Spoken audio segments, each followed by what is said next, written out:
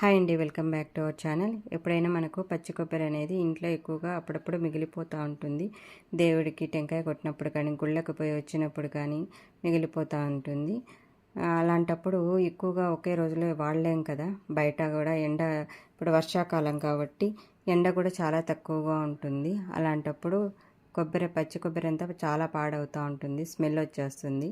ఇలాంటివి ఏం జరగకుండా ఉండాలంటే ఈ చిన్న టిప్పు పాటించండి. వీటిని ఫ్రిడ్జ్లో పెట్టేసాను. అదే 10 డేస్ 15 డేస్ అయినా అలాగే ఉంటుంది. నేను వినాయక చవితికి కొట్టిన టెంకాయ ఇది చూడండి. మళ్ళీ తర్వాత 1 వీక్ ఊరికి వెళ్ళాల్సి వస్తే ఫ్రిడ్జ్లో పెట్టేసినాము. తర్వాత వచ్చి చూసేసరికి చాలా బాగుంది, అసలు ఏం డ్యామేజ్ అవ్వలేదు. 1 వీక్ కాదు, నేను తీసిండేది 15 డేస్ తర్వాత తీసాను.